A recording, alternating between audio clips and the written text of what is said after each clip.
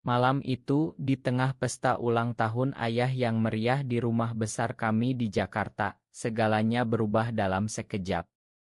Ayah berdiri di depan semua tamu dengan gelas di tangan, tapi matanya menatapku penuh amarah saat sepupu jauhku berbisik sesuatu padanya. "Andi, kau adalah kekecewaan terbesar dalam hidupku," katanya dengan suara lantang yang membuat ruangan sunyi senyap. "Bagaimana mungkin anak laki-lakiku menyukai sesama pria? Kau noda bagi keluarga ini." Aku berdiri membeku, tanganku gemetar memegang piring kecil berisi sate yang tiba-tiba terasa berat seperti batu. Rian, pacarku yang diam-diam datang sebagai teman lama, menatapku dari kejauhan dengan mata penuh kekhawatiran, sementara ibu menangis pelan di sudut ruangan dan adik perempuanku memandang ke lantai marmer yang mengkilap. Tamu-tamu yang tadinya tertawa kini saling pandang tidak tahu harus berbuat apa. Aku merasa dada sesak, seolah udara di ruangan itu hilang dalam sekejap. Selama bertahun-tahun aku menyembunyikan siapa diriku demi nama baik keluarga, demi senyum ayah yang selalu bangga pada putra sulung yang sukses bekerja di perusahaan multinasional. Tapi malam ini, semua rahasia itu meledak seperti kembang api yang salah arah. Ayah melanjutkan dengan suara semakin keras, "Kau pikir aku tidak tahu? Semua orang bicara di belakangku. Kau menghancurkan harapan kami untuk punya menantu perempuan, cucu yang meneruskan nama Pratama." Kata-kata itu menusuk seperti pisau. Aku ingin menjawab, ingin bilang bahwa aku tetap anaknya, bahwa aku tetap mencintai keluarga ini, tapi lidahku keluh. Ibu mencoba mendekat, tangannya gemetar menyentuh lengan ayah. "Sudah, Pak, jangan di sini, ada tamu." Tapi ayah menepis tangan itu kasar. "Biarkan semua tahu. Aku tidak mau punya anak seperti ini." Saat itu aku merasa sesuatu di dalam diriku patah. Bukan hanya marah, tapi juga kelelahan yang begitu dalam. Aku sudah 28 tahun bekerja keras, membayar tagihan rumah ini, tapi satu hal yang tidak bisa aku ubah membuatku menjadi kecewaan. Rian perlahan mendekat, berpura-pura membantu membersihkan meja, dan bisik pelan, "Andi, kita pergi saja." Aku mengangguk pelan. Pesta berakhir lebih cepat dari yang direncanakan. Tamu-tamu pulang dengan wajah canggung, meninggalkan rumah yang tadinya penuh tawa kini hening seperti kuburan. Di kamar atas, aku mengemasi baju-baju ke dalam tas besar dengan tangan yang masih gemetar. Ibu masuk, matanya bengkak, "Nak, jangan pergi. Ayahmu hanya marah sementara." Aku memeluk ibu erat, mencium aroma parum lamanya yang selalu membuatku merasa aman sejak kecil. "Ma, aku tidak bisa tinggal di sini lagi. Setiap hari melihat kekecewaan di mata ayah, aku akan mati perlahan." Ibu menangis lagi, tapi tidak menahan. Adikku datang memelukku dari belakang, "Kak, hati-hati di luar ya." Ayah tidak keluar dari kamarnya. Aku turun tangga, tas di bahu, dan melihat Rian menunggu di depan pintu dengan mobilnya yang sudah menyala. Malam Jakarta yang ramai terasa dingin.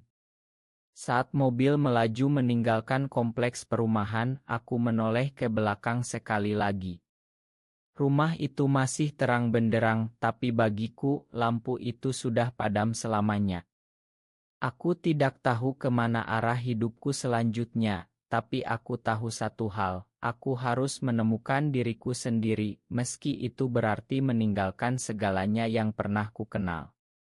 Perjalanan panjang baru saja dimulai, dan aku siap menghadapinya, walau dengan hati yang masih berdarah. 3 hari setelah kejadian itu, aku sudah berada di Bandung, kota yang selalu kucita-citakan sejak kuliah dulu. Rian membantu mencarikan apartemen kecil di daerah Dago yang tenang, jauh dari hiruk-pikuk Jakarta. Udara Bandung yang sejuk seolah membalut luka di dada. Setiap pagi aku bangun dengan rasa kosong tapi juga lega. Tidak ada lagi tatapan ayah yang menusuk, tidak ada pertanyaan ibu tentang kapan nikah. Di sini aku bisa bernapas. Kantor cabang perusahaan tempatku bekerja memberikan izin kerja remote selama sebulan, jadi aku punya waktu untuk berpikir. Rian yang selama ini hanya bisa bertemu diam-diam di kai pinggir jalan, kini bisa datang setiap akhir pekan. Kami duduk di balkon apartemen kecil itu, memandang pegunungan yang hijau, dan dia memegang tanganku pelan. Andi, kamu tidak sendiri. Aku di sini. Kata-katanya sederhana, tapi cukup membuat air mataku jatuh. Aku tidak pernah membayangkan bahwa mencintai seseorang bisa sesulit ini, tapi juga sesedap ini. Di Bandung, aku mulai bergabung dengan komunitas kecil teman-teman yang mengerti. Budi, seorang desainer grafis yang sudah open sejak lama, memperkenalkanku pada grup diskusi di sebuah kai tersembunyi. Di sana, kami berbagi cerita tanpa takut dihakimi. Ada Dimas, seorang guru SMA berusia 30 tahun, dengan senyum hangat dan mata yang selalu penuh pengertian. Kami sering ngobrol sampai larut, membahas buku, ilmu, dan bagaimana rasanya hidup sebagai pria gay di Indonesia. Dimas tidak pernah memaksa, hanya mendengarkan saat aku cerita tentang ayah dan pesta itu. Kamu berani, Andi. Banyak yang memilih diam selamanya. Kata-katanya membuatku merasa dilihat, bukan sebagai kekecewaan, tapi sebagai manusia utuh. Sementara itu, di Jakarta, ibu sering menelepon. Suaranya selalu pelan, seolah takut ayah mendengar. Ayahmu tidak tidur nyenyak, nak. Dia sering duduk di kamar kamu yang kosong. Aku mendengar, tapi belum siap pulang. Penyesalan ayah. Aku belum yakin itu nyata. Pekerjaanku mulai membaik. Proyek baru dari klien besar membuatku sibuk, dan untuk pertama kalinya aku merasa bangga atas pencapaianku sendiri, bukan karena ekspektasi keluarga. Malam-malam aku menghabiskan waktu dengan Rian dan Dimas, makan mie ayam di pinggir jalan, tertawa kecil meski hati masih berat. Tapi kadang saat sendirian, aku membayangkan wajah ayah saat pesta itu. Apakah dia benar-benar menyesal, atau hanya marah karena nama baik keluarga tercoreng? Pertanyaan itu menghantuiku. Suatu hari, Budi bilang, Andi, kamu harus makan diri sendiri dulu sebelum memakan mereka. Kata itu seperti obat. Aku mulai menulis jurnal setiap malam, mencatat perasaan yang selama ini terpendam. Perlahan, aku merasa lebih kuat. Bandung mengajariku bahwa hidup tidak harus mengikuti skenario keluarga. Tapi di balik ketenangan itu, aku tahu badai belum selesai. Telepon dari ibu semakin sering dan suaranya semakin lemah. Rumah ini sepi tanpa kamu, nak. Aku belum tahu bahwa keputusanku pergi bukan hanya mengubah hidupku, tapi juga mengguncang ondasi keluarga yang kukira tak tergoyahkan. 6 bulan berlalu, dan Bandung sudah terasa seperti rumah baru. Pekerjaanku naik jabatan, proyek dari Jakarta datang lebih banyak, dan aku mulai merasa hidupku punya arah. Dimas semakin dekat. Kami sering jalan pagi di Taman Hutan Raya, berbagi cerita tentang mimpi masa kecil. Dia cerita tentang bagaimana dia dulu juga diusir keluarganya di Solo, tapi sekarang sudah berdamai. Kamu tidak harus pulang kalau belum siap, Andi. Tapi jangan tutup pintu selamanya. Kata-katanya selalu bijak. Rian masih datang tiap akhir pekan dari Jakarta, tapi aku merasa ada jarak yang tumbuh. Bukan karena dia salah, tapi karena aku sedang belajar mencintai diriku sendiri dulu. Suatu malam di apartemen, Dimas memelukku saat aku menangis mengingat ayah.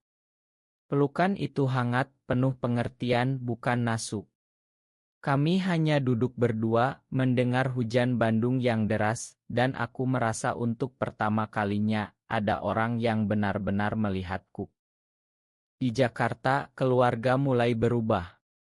Ibu kirim foto ayah yang duduk sendirian di teras, wajahnya lebih tua. Adikku cat, "Kak, ayah sering tanya tentang kamu diam-diam." Aku baca, tapi belum balas. Tekanan masyarakat di Bandung juga ada, tapi di sini aku bisa memilih lingkungan yang aman. Di kantor baru, ada rekan kerja yang tahu dan mendukung.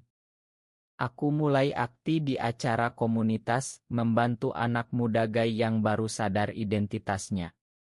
Cerita mereka mengingatkanku pada diriku dulu. Suatu hari, Budi ajak aku ke acara ilmu independen tentang perjuangan LGBTI di Indonesia. Di sana, aku bertemu banyak orang yang ceritanya lebih berat dariku. Aku pulang dengan hati penuh, tapi juga harapan. Dimas menunggu di depan pintu membawa es teh manis kesukaanku. "Malam ini kita masak bareng ya." Kami memasak nasi goreng sederhana, tertawa kecil, dan untuk sesaat, dunia terasa sempurna. Tapi kebahagiaan itu terganggu saat telepon dari ibu datang tengah malam. "Ayah masuk rumah sakit, Nak. Tekanan darah tinggi. Dia bicara tentang kamu terus." Suaraku hilang. Aku duduk di lantai apartemen, Dimas memegang bahuku. "Kamu boleh pulang kalau mau." Aku tidak tahu harus bagaimana. Apakah ini penyesalan ayah yang sesungguhnya, atau hanya sakit sementara? Malam itu aku tidak tidur, memandang langit Bandung yang gelap. Perjalanan ini mengajariku bahwa meninggalkan bukan berarti lari, tapi kadang harus kembali untuk menyembuhkan. Aku belum siap, tapi benih keraguan sudah tumbuh. Rian menelepon besoknya, "Andi, kalau kamu butuh, aku antar ke Jakarta." Aku bilang terima kasih, tapi hatiku tahu, keputusan ini harus aku ambil sendiri. Bandung memberiku sayap, tapi Jakarta masih memanggil dengan luka lama. 1 tahun sudah berlalu sejak aku pergi. Di Bandung hidupku stabil. Aku dan Dimas semakin dekat, bukan sebagai pacar biasa, tapi sebagai teman hidup yang saling menguatkan. Kami merencanakan liburan kecil ke Gunung Tangkuban Perahu, tertawa di atas mobil saat angin dingin menerpa. Tapi berita dari Jakarta semakin sering.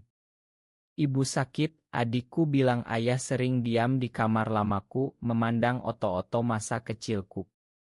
Dia menyesal, "Kak." Tapi gengsi pria tua susah diubah. Aku dengar, tapi masih ada dinding di hati. Suatu hari, Dimas bilang, "Andi, kalau kamu tidak selesaikan ini, luka itu akan selalu ada." Aku tahu dia benar. Akhirnya, aku putuskan pulang sebentar, hanya untuk lihat ibu.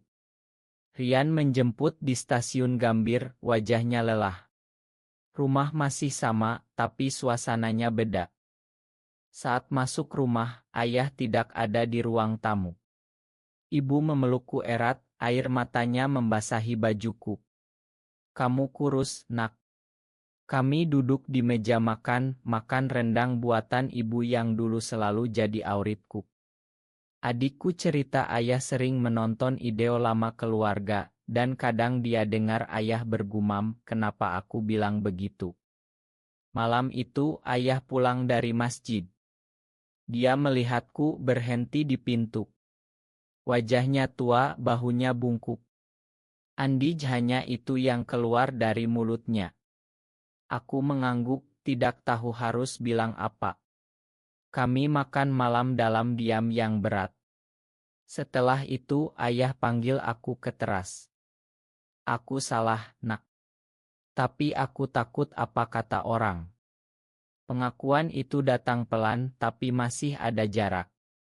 Aku cerita tentang hidupku di Bandung, tentang Dimas, tentang bagaimana aku belajar mencintai diri sendiri. Ayah mendengar, matahari terbenam di belakang kami. Tapi penyesalan belum cukup untuk menyembuhkan semuanya. Kembali ke Bandung, aku merasa lebih ringan tapi juga lebih bingung. Dimas menyambutku dengan pelukan panjang. Kamu sudah berani pulang, itu langkah besar. Kami duduk di balkon membahas masa depan. Aku mulai berpikir, mungkin suatu hari aku bisa bawa Dimas ke Jakarta, perkenalkan sebagai bagian dari hidupku. Tapi masyarakat masih keras. Di kantor ada gosip kecil, tapi aku tak peduli lagi. Keluarga mulai mengirim pesan lebih sering, ayah bahkan kirim uang untuk makan siang. Penyesalan mereka nyata, tapi aku sudah berubah. Aku bukan lagi anak yang takut, aku adalah pria yang tahu nilai dirinya. Perjalanan ini mengajariku bahwa cinta keluarga kadang harus ditempa api dulu baru mengkilap. Tahun kedua di Bandung membawa badai baru. Perusahaan memindahkanku kembali ke Jakarta untuk proyek besar. Aku ragu, tapi Dimas bilang, ini kesempatanmu menyelesaikan cerita lama. Aku pindah, tinggal di apartemen kecil dekat kantor. Keluarga tahu, ibu langsung undang makan malam. Ayah sekarang lebih tenang, tapi masih canggung saat bertemu Dimas yang ikut datang sekali. Dia teman baikmu, tanya ayah pelan. Aku jawab jujur, lebih dari teman, Pak. Ayah diam, tapi tidak marah lagi. Penyesalan membuatnya belajar. Tapi di luar rumah, tekanan masyarakat masih ada. Rekan kerja lama bertanya sinis, gosip di grup keluarga besar menyebar. Suatu hari, sepupu yang dulu bisik ke ayah datang minta maaf, tapi aku tahu itu karena ayah yang memaksa. Dimas pindah menyusul ke Jakarta, kami tinggal bersama. Hubungan kami tumbuh dalam diam, penuh pengertian. Kami masak bareng, jalan di Monas malam hari, bicara tentang masa depan. Tapi krisis datang saat ayah sakit lagi. Di rumah sakit, ayah pegang tanganku, Andi, makan ayah. Aku takut kehilangan kamu selamanya. Air mata ayah jatuh, pertama kalinya aku lihat pria keras itu menangis. Ibu dan adik memeluk kami. Saat itu aku sadar penyesalan mereka bukan kata kosong. Tapi aku juga sadar, aku tidak bisa kembali seperti dulu.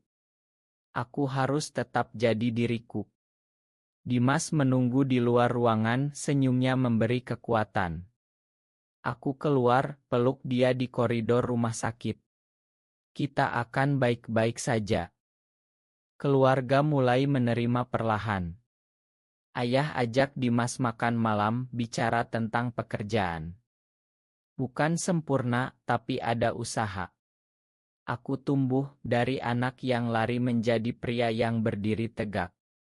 Tapi di dalam hati aku tahu perjalanan ini belum selesai. Ada banyak orang lain di luar sana yang masih berjuang sendirian. 2 tahun kemudian hidupku sudah jauh berbeda. Aku dan Dimas punya rumah kecil di pinggir Jakarta, keluarga sering datang berkunjung. Ayah sekarang memanggil Dimas Nak, meski masih pelan. Ibu masak rendang untuk kami berdua. Adikku sudah kuliah, dan dia bangga bilang kakaknya gay tapi sukses. Penyesalan keluarga berubah jadi penerimaan yang lambat tapi tulus. Aku masih ingat malam pesta itu, tapi sekarang itu hanya cerita lama yang menguatkan. Di kantor aku promosi dan aku aktif membantu komunitas muda gay di Jakarta. Dimas masih guru, kami saling dukung. Suatu malam di teras rumah baru, ayah duduk di sampingku. Aku dulu salah besar, Andi. Tapi kamu ajari aku apa arti cinta orang tua yang sebenarnya. Kami diam, memandang bintang. Perjalanan panjang ini mengajariku bahwa identitas bukan dosa, dan keluarga bisa belajar. Aku bahagia bukan karena kembali, tapi karena aku tidak pernah benar-benar hilang. Dimas memegang tanganku, kita sudah sampai. Ya, kita sudah sampai. Tapi pertanyaan yang selalu menggantung, benarkah keluarga selalu berhak menolak anaknya hanya karena orientasi seksualnya, atau cinta sejati orang tua seharusnya tak bersyarat?